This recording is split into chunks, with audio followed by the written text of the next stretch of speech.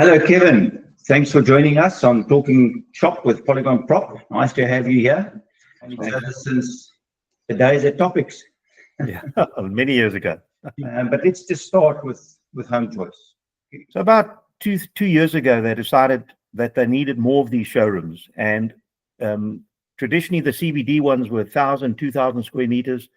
And they decided on a sort of a 300-400 square meter store, and that's now been narrowed down to 200 to 250 square meters as an ideal size. And since May last year, we've been rolling these out to traditional shopping centers as opposed to high streets. So before May 2023, we had 14 showrooms across the country. And since May to December last year, we rolled out another 28. So there's a total of 42 at the moment. And we did close one. We relocated the East London CBD one to a shopping center. So at the moment, they're 41. And last year, we had a brief to open 15. This year, we open 30. And we've got 16 in the pipeline at the moment. In fact, we open this month.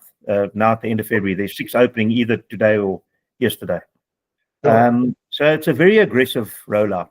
In terms of shopping centers, the spectrum is wide. It's very difficult opening. We need the infrastructure and the operational team to support these stores. So initially it was very sparse, sort of shotgun approach, 1 year, 1 there. Now we're getting a bit more scientific about it to say, we've got a gap here and a gap there.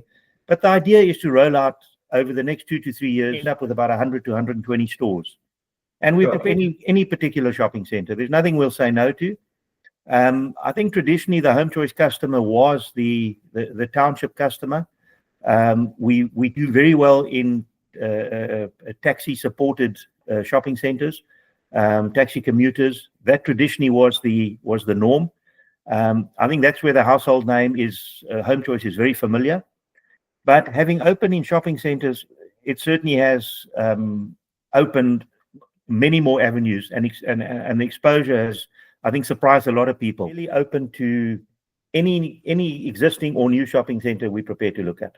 Yeah. Okay, thanks. That makes a lot of sense. You're the contact person, so that's fine. Guys can get a hold of you. So we'll display that.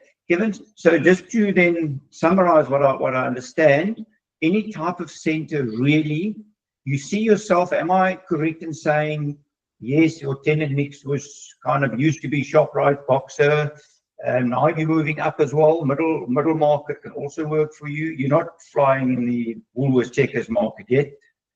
You wouldn't want to be approached by those kind of guys, or? Yeah, I'd say so at the moment, yes. I think that's pretty spot on for the time being. All right.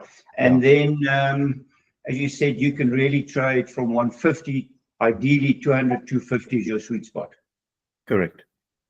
Excellent. Now, the only last one is, you said countrywide. Is it literally countrywide? Anybody from any one of the provinces, or are there provinces that you're not currently trading in that you can't really deal with? Francois, ironically, the province that we've got the lowest representation is the Western Cape.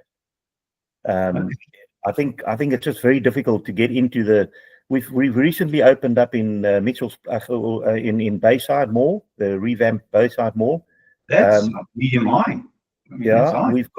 We've got in Mitchell's Plain Town Centre, very successful store. In fact, we're not in that centre. We're just outside in a way. That was our old traditional CBD model, 2,000 square meter store, which as soon as that lease comes up, we'll try and renegotiate to right size it. And then we're looking at N1 City at the moment. We've got an offer on the table and we're looking to go in there. And then other than our Wynberg CBD, there's nothing else we've got in the Western Cape, which is where we're lacking. Kevin, thanks for joining us. Absolute pleasure. Thanks, Francois. Thank you.